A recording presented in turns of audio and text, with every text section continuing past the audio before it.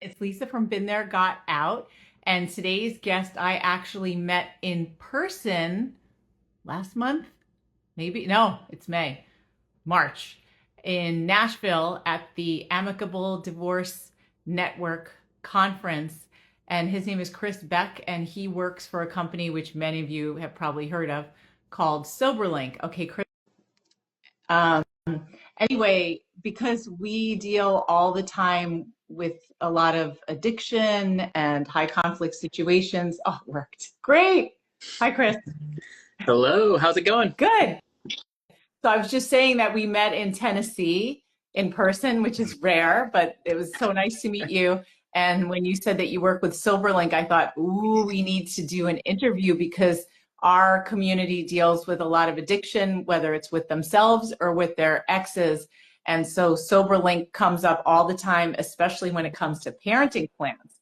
So I thought today we would talk about how to deal with when your co-parent is an alcoholic and how to use SoberLink in particular about when you're putting together a parenting plan. But before we even start and before you even introduce yourself, could you just tell us like some red flags that someone should look for before, when they're getting ready to separate and they're thinking, I might need SoberLink? Like, what are some things that someone should keep an eye out for? Gosh, that's such a difficult question to answer, but at the same time, I mean, I think it's just the things that you see most common where, there's a drinking abuse that happens on a regular basis. So you're seeing people that are actually maybe prioritizing their relationship with alcohol over those that are, you know, more important, like your children. So that's kind of where I like to start the process. If there's any questions with that, then we need to kind of dig in. Yeah. Okay. Okay. And now I guess can you officially introduce yourself and what exactly you do with SoberLink? Yeah, no, perfect. My name's Chris Back. I'm the Vice President of Business Development for Family Law. My job is to educate professionals across the family law medium to what our product does and how we can help in that healing process. And that's really what we're all about. Okay. And what exactly is SoberLink for people who are not aware of it already and not part of this community? Hopefully they won't have to use it, but what does it do? And is it just for alcohol or is it other So drugs? it is just for alcohol. So we are a way to remotely monitor alcohol.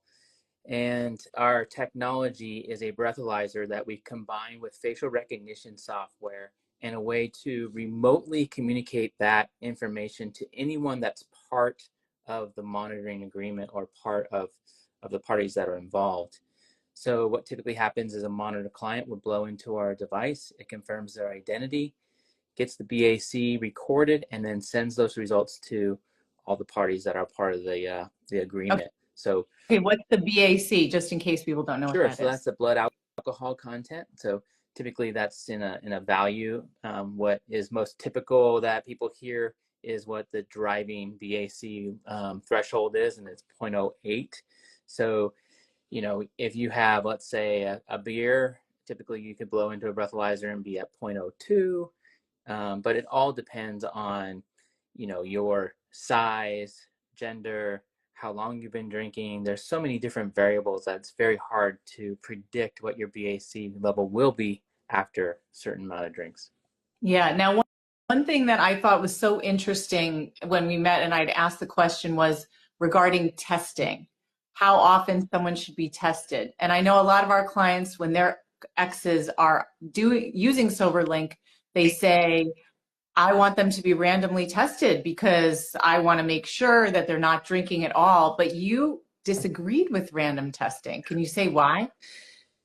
Yeah, so random testing is very difficult on the individual because it it creates a lot of anxiety for that individual. I mean, they're always trying to check in, figuring out, when should I test, when should I not? And in reality, what we're trying to do is to figure out, you know, um, we're trying to create new, I guess, habits, and that's what's important to this process, right? So in the past, alcohol monitoring was done through going down to a lab, and that's pretty cumbersome, right?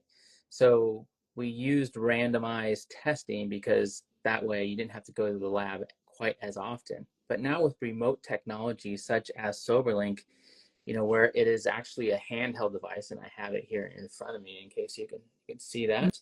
But this is how Mhm. small it is. It's as big as my hand. It's about the size of an iPhone mini, I call it, that I use. And it allows you to test at any time. And typically, our best practices suggest that you can test on a daily schedule, which is 2 to 3 times a day, maybe four if you have something that's very high conflict. And then we also have another program that's a level 1, which we test around parenting time only. So what we see there is clients would test before the parenting time starts, during the parenting time, maybe every 4 to 5 hours, and then after the parenting time has concluded. And this really bookends the testing and makes sure that that parent was sober the entire time that they were with their children parenting. How should someone decide whether they are asking for their ex to be tested just on parenting time or in general? Because I would think as a parent, if I had an alcohol problem, I'd be like, if I drink on my own time, that's none of your business. Yeah, I will tell you that the most popular plan that we have is our parenting only plan. It probably accounts for a little over 60% of our total business.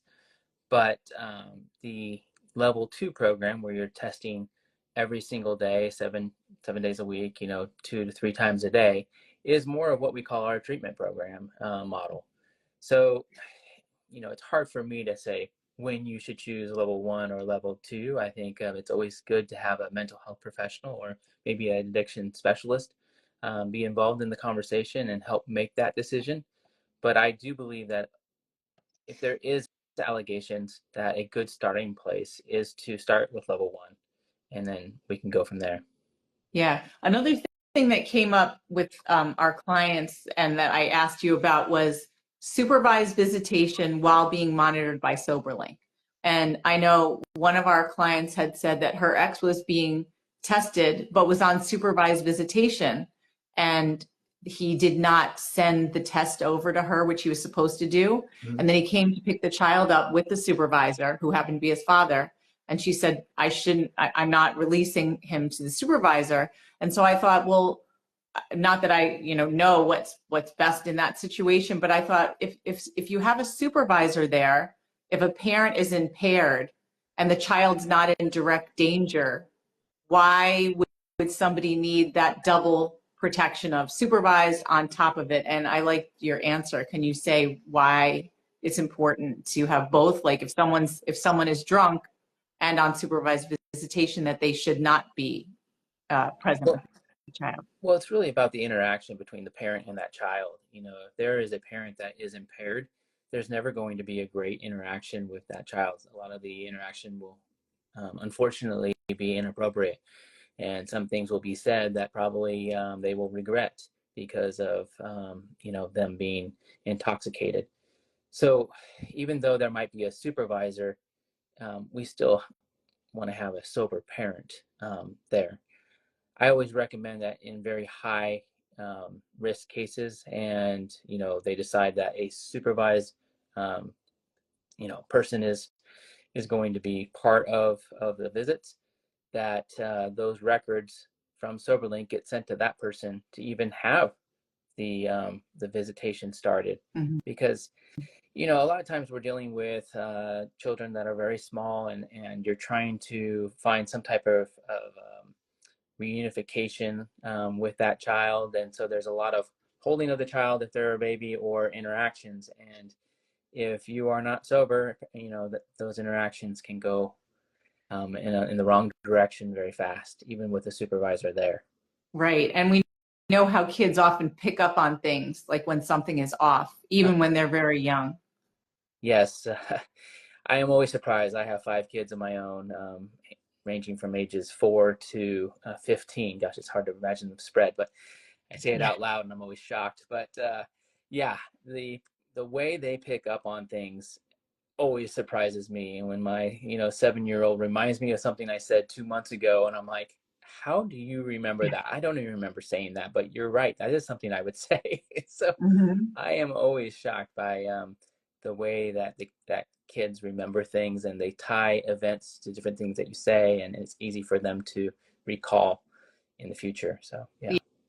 Yeah, I mean, I always think about how our bodies sense things that we don't even understand and Yeah, process. And so I can imagine, I remember even things as a child where something didn't make sense, but it made me really uncomfortable.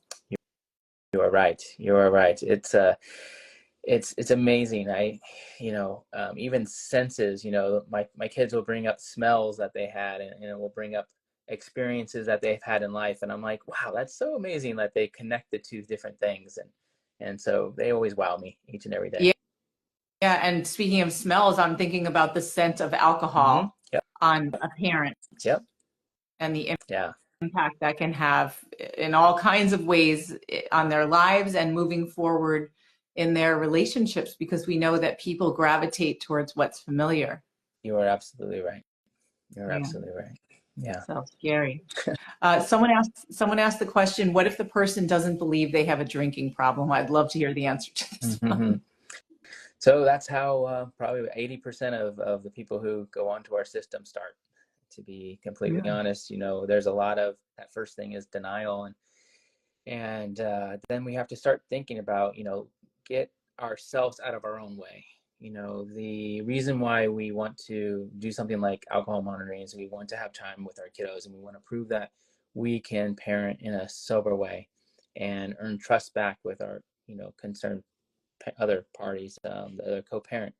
So when people say, well, I don't have a problem, I don't have a problem. Well, it's very easy to be on our system for a short period of time. You can start at 4 months. We see some cases that say, okay, well, we're going to be on it for 4 months and see how it goes. And then we'll reevaluate after that, or maybe it's a 6 month period.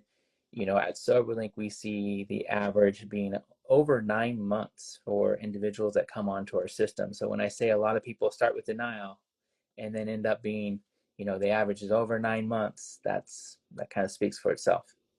Yeah, yeah. And I'm thinking, so I imagine most, like you said, most people are in denial. How does one introduce the topic of SoberLink to put into a parenting plan? And we often talk about, when we talk about parenting plans, we talk about step up. Yeah, Do you want to talk about that? I think that's important. There always needs to be a light at the end of the tunnel.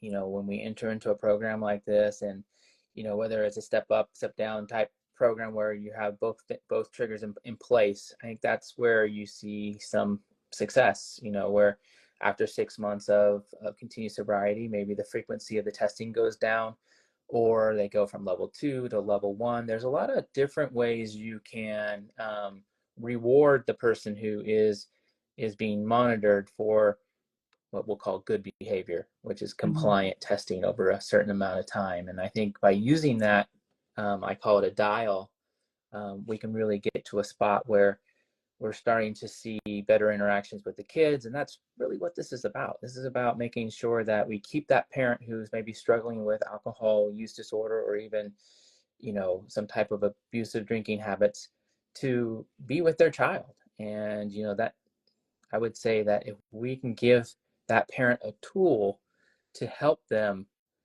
through this challenging time and stay in that child's life at the end of the day, that's a huge win for Yeah, sure. yeah.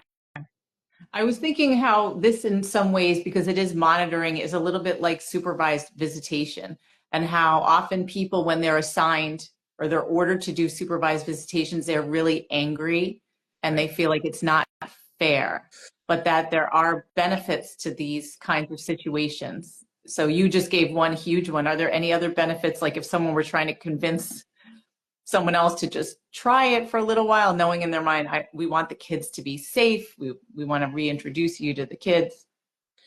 Well, I think some of it that I see is that early on in the testing, we will actually see positives.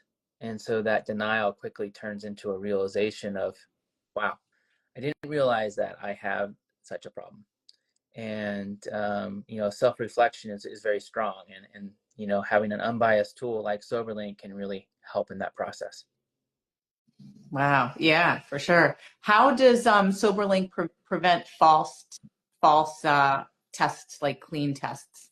Yeah, so I mean, in our setup process, we have an agreement that each individual has to read and sign and actually initial. And in that process, it talks about a deprivation period of making sure that you don't eat, drink, smoke, vape, dip 20 minutes prior to testing. And that's really important to follow those guidelines so that you do not introduce something into the system that would cause a positive. But to double down on that, SoberLink has created a retest system that is unique to us, where if there is that initial positive, just like any type of lab testing that you've done in the past, like let's say you test positive for some drug, that lab will actually retest that sample to make sure that it wasn't a what they would call a false positive. So Mhm. what we do is if we see a positive test, our system will lock out. And what that means, it won't allow a test for 15 minutes. So it gives the monitor client time to actually rinse their mouth out, make sure that it wasn't any type of accidental exposure to alcohol. And then what happens is that the monitor client will take a test after that 15 minutes. And if they test compliant, then that whole event will be seen as a compliant test. All right. So that will mitigate that concern for what's quote unquote false positive, but we would call it incidental exposure to alcohol, because usually what causes a positive is alcohol. It Yeah. just might not be something that you and I would perceive as consumed alcohol, like a bottle of wine or Yeah. or a beer or Yeah. something like that. What about So typically, mouthwash, Chris? that's Like if someone exactly the most typical thing that we see is in the morning, someone's trying to rush out and they forgot that their Listerine has alcohol in it. They test really quick, they run out the door, and all of a sudden they get the alarm that, hey, you tested positive, now you're in a retest cycle. And that's there to protect you, because if you do rinse your mouth with Listerine that has alcohol in it and then blow into a breathalyzer, it will register a positive. But after 15 minutes, all the research in the papers say that after 2 to 3 minutes, mouth alcohol will dissipate. So our lockout period for 15 minutes is plenty of time for that to go away. And if you still test positive after that, well, then we know it was a real positive. But if you do test compliant, then hey, we understand that these things happen. Daily life still has to go on, even when we're being monitored for alcohol to ensure the safety of our child. So yeah. yeah, Yeah. that's what we do. How, so knowing that our community is dealing with all kinds of high conflict, divorce, separation, custody Yeah. battles, there's always like the court's eye on everyone. How is SoberLink weaponized in these kinds of cases? We see it a lot, but I'd love to hear your perspective. Yeah, it's unfortunate that they can take a tool that is meant to help improve lives and to then weaponize. And we try to educate as many people as we can with family law professionals, the judiciary, and even consumers out there that are thinking about coming on our system. But what we see is sometimes parents will say, well, I need to see testing 6 to 7 times a day.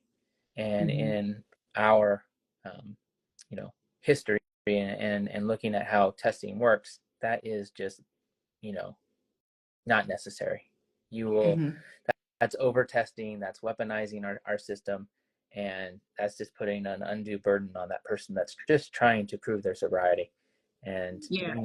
Pause there, Chris, yeah, because there's something that I wanted you to say that we talked about when we met, and that's about how even if somebody somehow gets right out of the window, like they get a negative test, but they're still drinking, and it's around the time that they've been with the child. You had said something about how it'll show up eventually.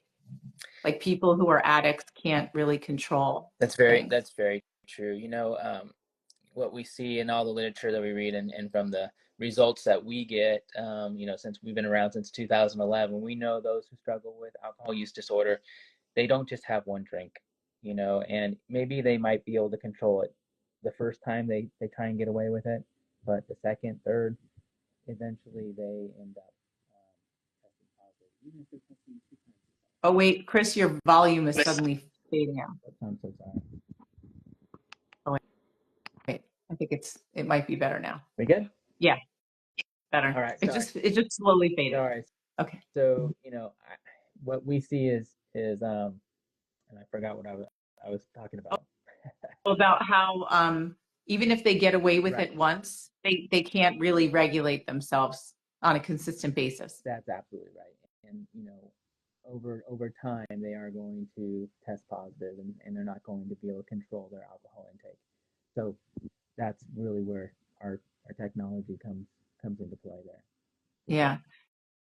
Okay. And then the other thing is so we have clients who are also on SoberLink.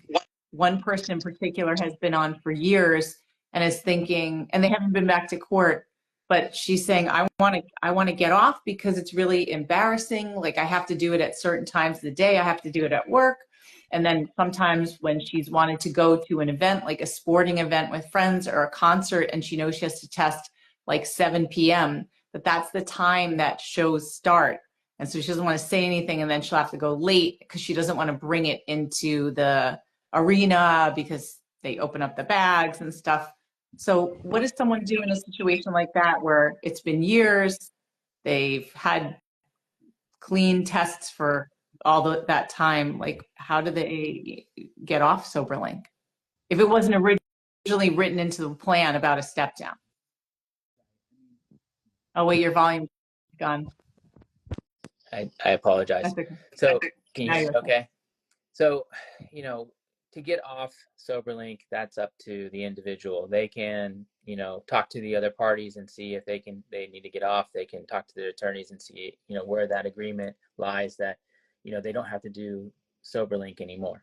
But at the same time, we see people who go through, the challenges of getting back to sobriety and using SoberLink successfully, and they think about the technology differently. To your part of seeing it as an embarrassment, I see more people seeing it as an empowerment tool, and they're proud of this. We had one sober story where the dad actually had a device, and his daughter, probably about 11 or 12, actually bedazzled. And I know that sounds silly, but it was so cute. But actually put these diamonds and rhinestone stickers on it and made it look really cute because she's like, this is what dad blows into so that I can see my dad. And to me, that was a very touching story about how our product shouldn't be an embarrassment to that individual. It should be something to be proud of, that they are doing and taking, the next steps in empowering themselves to be with those kids that are probably, the most loved thing in their lives. So, yeah. Yeah. Let's Great change the whole story. narrative there. Let's change the whole narrative. I love that. All right. And with that, how can people find you or find out about SoberLink? Sure. So the best way is to go to our website at www.soberlink.com, or on Instagram, go to soberlink.stories and find about all the success stories that we've had with people on our system. Great. All right. Thank you so much, Chris. It was good seeing you again. It's great seeing you too, Lisa. Good luck with you, and say hi to Chris for me as well. I will. Okay. Bye. All right. Bye-bye.